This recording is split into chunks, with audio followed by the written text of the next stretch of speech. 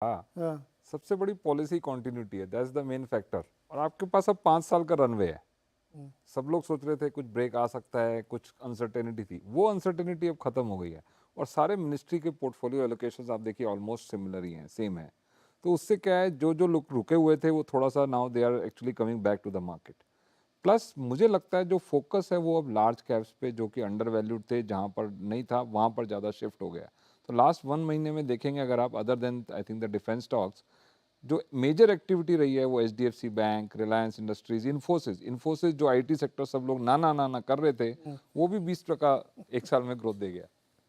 तो अच्छा एक मिनट में रोक रहा हूँ।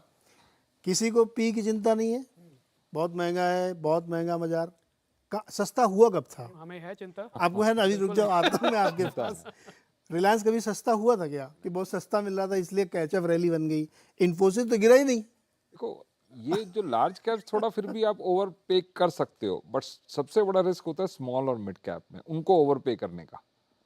अभी तो भी कर रहे हैं। वो लोग ओवर पे कर रहे हैं, वो ठीक है, जब तक ये चलेगा, ये ट्रेड चलेगा। बट वहां पे रिस्क बढ़ता जा रहा है, उसमें कोई डाउट नहीं है। मैं लास्ट वीक बार भी कह के गया था, रिस्क रिस्क तो बढ़ता जा रहा है, बढ़ता लेकिन जा फिर रहा भी है। तेजी आ रही है। नहीं तो as a investor, astute investor, आपको क्या करना चाहिए, दैट इज द क्वेश्चन।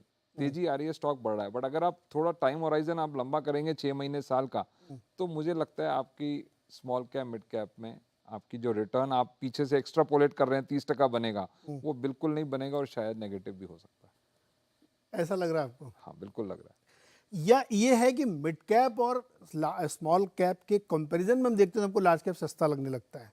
नहीं, मुझे लगता है कि कहीं ना कहीं जगह फ्रॉथ है, कहीं ना कहीं ओवर एक्सेसिव वैल्यूएशन है। ये दो तरीके से करेक्ट होती है, प्राइस करेक्शन, टाइम करेक्शन। मुझे लगता है कि प्राइस करेक्शन की प्रोबेबिलिटी ज़्यादा है। टाइम ही कम है। टाइम तो ठीक है, वो तो चलो ठीक है, 6 महीने साल में और नीचे जाता जाएगा। But in the short term अगर आप मेरे से पूछें, तो प्राइस करेक्शन की प्रोबेबिलिटी है। क्या ट्रिगर करेगा event, it's very difficult to say, और हमेशा कोई ना कोई इवेंट आ ही जाता है। बट ये जो वैल्यूएशंस हैं और ये जो हो रहा है मार्केट में, इतनी छोटी छोटी कंपनीज इतनी ज़्यादा वैल्यूएशंस पे, उसको एक्स्ट्रापोलेट करके कुछ भी पे कर रहे हैं, वो मार्केट में कभी चल नहीं पाती है, ज़्यादा देर तक सस्टेन नहीं हो पाती है। ये इस सवाल को मैं दूसरी तरह रखता हूँ। अगर आप लार्ज को छोड़िए, मिड कैप स्मॉल कैप का पूरा यूनिवर्स लीजिए, तो उसमें ऐसा नहीं कि वो 4,000 स्टॉक चल रहे हैं। 400 मैक्सिमम होंगे, वही ड्राइव कर रहे हैं, वही रहे चले। ये फेनोमेना पूरी दुनिया में, अमेरिका में भी वही 6-7 स्टॉक मिल के 5500 खींच दिया S&P को। लेकिन लोग खरीद रहे हैं अभी भी। ऐसा नहीं कि देखिए डिफेंस में बहुत बड़ा पैसा जा रहा है। एक एक दिन में 15-15% स्टॉक जो चलता है, वो 200 रुपये वाला स्टॉक 3,000, 4,000, 5,000, मैंने बताया 30 रुपये का RVRNL 500 रुपये का है। तो किसी को दिखता है महंगा कि नहीं महंगा, फंड मैनेजर को क्यों नहीं दिखता है कि महंगा है? मेरा क्वेश्चन सिर्फ ये है कि ये महंगाई जो स्टॉक में है, ये किस तरह से एक्सप्लेन कर रही है फंड मैनेजर्स को जो लगातार बाइंग कर रहे हैं? नीरज जी, मुझे लग रहा है कि फंड मैनेजर्स फोर्स्ड हो रहे हैं बाई करने के लिए, बिकॉज जितने फंड मैनेजर्स ने लास्ट 6 महीने में यह कैश कॉल लिया है, वो सब के सब गलत हो गए। एंड मार्केट में मेरे हिसाब से एक फोमो वाली फीलिंग है। फोमो किस तरह से होती है कि आपको ये पता चल जाए कि 1 महीने बाद आपका वो स्टॉक 20% ऊपर हो जाए, तो वो आप देखने के लिए तैयार नहीं हो कि आपने उसमें पार्शियल एग्जिट ले लिया, वो स्टॉक चल गया। So nobody is prepared to see that kind of loss, which is a loss of opportunity. तो किसी को कैश में रहना नहीं है। और क्योंकि मार्केट इस तरह की तेजी पकड़ के काम कर रहा है, तो सबको लग रहा है कि भाई हर महीने पैसे बन रहे हैं, तो फिर किसी भी महीने में हम क्यों कोई सेविंग रखें। So people are not trying to time, they are just simply deploying whatever they have in the market. And वो अगर हम इंस्टीट्यूशनल के रूट से देखें, तो fund manager is nobody but else taking the money from such channels, और वो इनको डिप्लॉय करना पड़ता है। क्योंकि अगर आप देखें SIP का जो डेटा है हमें जो हर बार दिख रहा है, हर साल सालाना ब सालाना जिस तरह का SIP का ग्रोथ हमारे देश में है, पूरी दुनिया में कहीं नहीं है। सो अब ये क्वांटम भी छोटा नहीं रहा। एक ज़माना था जब 7-8 हज़ार करोड़ की SIP होती थी, अभी आप 20-20 हज़ार करोड़ की SIP मंथली बात कर रहे हैं। It's not a small number. $3 billion के आसपास का नंबर अब आ गया है जो महीने की है, तो ये कोई छोटा नंबर नहीं होता। एंड वो भी मार्केट को संभाले हुए है।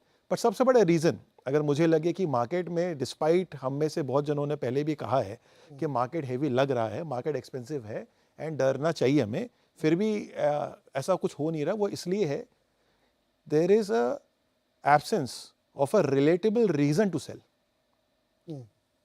इसका मतलब ये है कि फंडामेंटली कुछ तो सामने दिखे जो ऐसा दिखे कि हमें ये रीजन दिख रहा है इसलिए हमें बेच देना चाहिए। अभी वैल्यूएशन को छोड़ के कोई भी ऐसी दूसरी कंसर्न रिलेटेबल नहीं है जिसको जस्टिफाई किया जाए कि मार्केट से एग्जिट कर ले।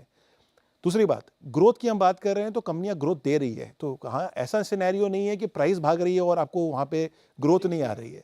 ग्रोथ आ रही है, ग्रोथ दिखा भी रहे हैं। और छोटी कंपनियों के अंदर में जो बार बार स्मॉल एंड मिड कैप के अंदर में ये प्रीमियम क्यों आ जाता है देन लार्ज कैप और एनी अदर पार्ट, वो ये भी है कि ओनरशिप। अगर हम अमेरिका को कंपेयर करते हैं, वहाँ पे लार्जली जितनी कंपनियां सारी इंस्टीट्यूशन है, प्रोमोटर लेड नहीं है। और यहाँ पे ज़्यादातर प्रोमोटर लेड है। तो अगर प्रोमोटर लेड की जो शेयर्स अगर वो प्रोमोटर अपने पास रखता है तो फ्लोट क्या आपके पास मार्केट में, सो फ्लोट की कमी है। अच्छा, फ्लोट की कमी है और अगर थोड़ी सी भी ग्रोथ आती है या थोड़ा सा भी रुझान आ जाता है इन्वेस्टर का तो स्टॉक भाग जाता है। सो रैली को अगर हम देखें तो उसको मल्टीपल फैसेट्स में देखना पड़ेगा कि ऐसा आइसोलेटेड नहीं है कि कोई चीज़ सस्ती लग रही है इसलिए कोई बाई कर रहा है। हर किसी के अपने अपने रीजंस बनते जा रहे हैं, चाहे वो शायद गवर्नमेंट की पॉलिसी को सपोर्ट करते हुए बने या हमें ये लगे कि अगले 5 साल में शायद ये स्टोरी चल जाएगी। लास्ट वाले अपने शो में भी हम लोगों ने डिस्कस किया था कि डिफेंस, सेमीकंडक्टर, इस तरह की इंडस्ट्री जो है अगेन यहाँ से 5 से 10 साल की स्टोरी है, तो जहाँ पे भी कोई स्टॉक अगर वहाँ दिखेगा तो लोग उसको जंप करेंगे एंड वही हो रहा है। सो ओवरऑल देखें डर लग रहा है, मार्केट में 100% फ्रॉथ है, इसमें कोई डिनाइल नहीं है। एंड मैं तो ऑन द कॉन्ट्री ये भी कहूँगा कि अभी अगर मार्केट को देखें 5 साल के हिसाब से किसी से भी आप यहाँ पे व्यू लेंगे वो पॉजिटिव बात करेंगे, मगर मार्केट लीनियर नहीं है। मार्केट लीनियर नहीं है। आप सोचेंगे 5 साल तक हर साल हर महीने एकाएक चलता रहेगा, वो नहीं होगा। वैसा कभी नहीं होता, कहीं नहीं होता। कंसर्न्स मेरे हिसाब से कंसर्न क्या है, आने वाले समय में अब आ रहा है यूएस का इलेक्शन। यूएस का इलेक्शन क्योंकि ग्लोबली साइजेबल सबसे बड़ी इकोनॉमी है, ये मैटर करता है। स्लो डाउन आएगा क्योंकि बाहर से पैसे जो इतने आ रहे थे या जो इतना बड़ा साइड मनी है वो थोड़ा स्लो डाउन वहाँ पे हो सकता है। आज की डेट में सबसे ज़्यादा जो डिमांड है वो डोमेस्टिक है, वहीं से ही अपनी सारी की सारी डिमांड आ रही है बाइंग की।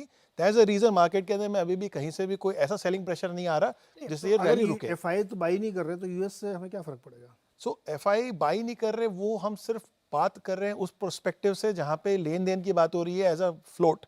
मगर अगर हम ओवरऑल इकोनॉमी की बात करें, जहाँ पे आईटी की जैसे एक सेक्टर की हम बात कर रहे हैं या और भी दूसरे सेक्टर जहाँ पे यूएस की ओवरऑल इकोनॉमी की कंडीशन क्या है उस पर मैटर करता है। सो डेफिनेटली जैसे हम यहाँ पे इलेक्शन में इतने कंसर्न थे एंड प्री इलेक्शन से पहले एक पॉज लग गया था, उसके बाद इलेक्शन के रिजल्ट के बाद ये रैली हम बात कर रहे हैं जो 1 महीने की है, सिमिलरली यूएस में मुझे नहीं लगता कि कुछ डिफरेंट होने वाला है।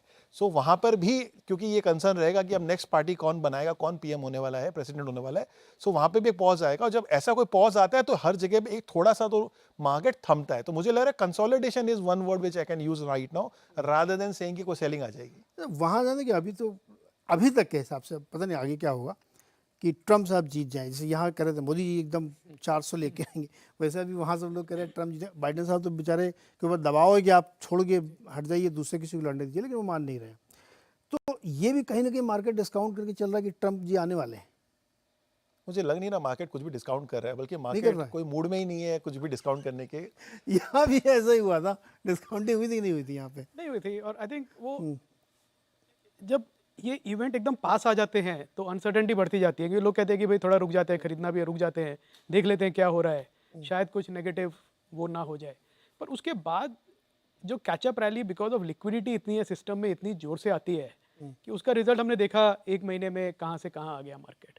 दूसरी बात मैं आपको नीरज जी बोलता हूँ दैट ये फ्रॉथी हम डिस्कशन करते हैं कि मार्केट आपको तो महंगा लग रहा है, वही बताइए ना। मैं क्या लग रहा है, महंगा लग रहा है? आप कहते हैं ना कि महंगा है बाजार। मैंने तो कभी नहीं कहा, पर मैं जो मेरे पास नहीं है और वो ऊपर चला गया मुझे बहुत महंगा लगता है, फ्रॉथी लगता है। जो मेरे पास है ऊपर चला गया मैं कहता हूँ मार्केट बहुत सेंसिबल है। डाउन मार रहे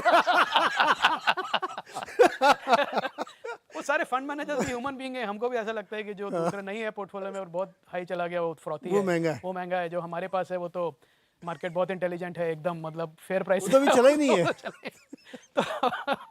grass is always greener on the other side. नहीं पर ठीक है, पर मुझे लगता है फ्रैंकली 30 साल से मार्केट देख के आई थिंक मार्केट एक इंटेलिजेंट सिस्टम है जो ऑटो करेक्ट करता रहता है अपने आप को। बीच बीच में कभी फ्लोज की वजह से ओवर प्राइस होता है, अंडर प्राइस हो जाता है, तो आपको वो मैनेज करना पड़ेगा over a period of time. पर मार्केट में तो रहना ही पड़ेगा, मतलब आप अपना पोर्टफोलियो एलोकेशन चेंज कर लें, थोड़ा उसको प्ले अराउंड कर लें, रिस्क को कम करने के लिए पोर्टफोलियो में रिटर्न एक्सपेक्टेशन बढ़ा ले या कम कर ले, उतना एक्टिविटी ठीक है। पर ओवर द ईयर्स मार्केट में बने रहने में ही समझदारी है। मतलब एक इवेंट से डर के निकल गए या कैश एलोकेशन बढ़ा दिया फिर वापस भाग रहे हैं। जैसे अभिषेक ने कहा कि कैसे जो कैश लेके बैठे थे अब वो वापस इस जुगाड़ में है कि वापस मार्केट में आ जाएं, प्रीमियम दे रहे हैं। तो उससे अच्छा है कि आप मार्केट में बने रहें, क्योंकि ओवर द पीरियड तो मार्केट रिवॉर्ड करेगा ही, शायद 1 साल ना दे उसके बाद देगा। तो डिपेंड करता है कि आपका अच्छा, इन्वेस्टमेंट दूसरा पीरियड कोई क्या है। एवेन्यू भी नहीं है पैसा लगाने का, कहाँ लगोगे आप? अब एफडी करोगे कोई इंटरेस्ट फायदे एज नहीं? इंटरेस्ट रेट्स कम हो रहे हैं और वो एक मुझे लगता है ट्रम्प इलेक्शन, यूएस इलेक्शन से ज़्यादा जो इम्पैक्ट जो मार्केट अभी देख रहा है कि वो इम्पैक्ट है कि इंटरेस्ट रेट कट से क्या होगा, लिक्विडिटी बढ़ेगी और सिस्टम में, कॉस्ट ऑफ कैपिटल और कम होगा, तो कैरी ट्रेड्स हैं वो और बढ़ जाएंगे उस समय। तो एक मार्केट उसको ज़्यादा प्राइस कर रहा है इस समय, इंटरेस्ट रेट कट्स को, rather than focusing only on election results. Election results मेरे को नहीं लगता यूएस में होते हैं तो उससे कोई ज़्यादा फर्क पड़ता है कि कोई डेमोक्रेट है रिपब्लिक है, economic policies at the end of the day सबकी सेम ही रहने वाली है। अच्छा मनीष जी, मैं क्या था वीकेंड में थोड़ा एस्ट्रोलॉजी के बारे में पढ़ रहा था, है ना? तो उसमें दो कॉन्सेप्ट चलते हैं, एक ये कि एब्सोल्यूट रियलिटी क्या है और एक परसेप्टिव रियलिटी। तो एस्ट्रोलॉजी ना परसेप्टिव रियलिटी पे चलती है कि कोई चीज़ है उसका आपके ऊपर इम्पैक्ट आ रहा है, तो उसके हिसाब से चीज़ें बनती हैं। अब मैं इसको मार्केट में लगा देता हूँ कि एब्सोल्यूट रियलिटी क्या है कि भाई महंगा तो है मार्केट वैल्यूएशन। अब ट्रेडिशनली अगर आप जो पढ़ाई करके हैं तो उसके हिसाब से आपको बहुत रिच वैल्यूएशन लगेंगे कि कुछ सेक्टर्स में बहुत ज़्यादा तेज़ी है, कुछ में कम है। लेकिन परसेप्शन ये है कि मार्केट में बहुत पैसा है, लिक्विडिटी है, नैरेटिव्स हैं और अगले 20 साल की विजिबिलिटी आपको बताई गई है कि अब ये सब चीज़ें बदलेंगी। जैसे मतलब ऑन सीरियस नोट में जेफरीज को सुना था आज सुबह ही, तो उनके एक एनालिस्ट से कहते हैं कि डिफेंस में मुझे डिफेंस और पावर कैपिटल में लगता है कि 15 से 20% की ग्रोथ अगले कई सालों तक चलेगी। तो अब ये एब्सोल्यूट है ही नहीं, पता नहीं है, परसेप्शन तो है ही। तो मनीष ये जो अगर हम इस परसेप्टिव रियलिटी को सही मान लें कि 20,000 करोड़ 22,000 करोड़ हर महीने केवल SIP से आ रहा है, स्टॉक कोई छोड़ने को तैयार नहीं है, सारे एक्सपर्ट ने मिल के पूरे देश के रिटेलर को ये सिखा दिया कि बेचने का नहीं है, आगे पैसा बनेगा, जितना लंबा होल्ड करोगे उतना लंबा पैसा बनेगा, तो कोई क्यों बेचेगा, इसलिए मार्केट चलता रहेगा। क्या ये एक फीलिंग आ गई क्या लोगों के अंदर?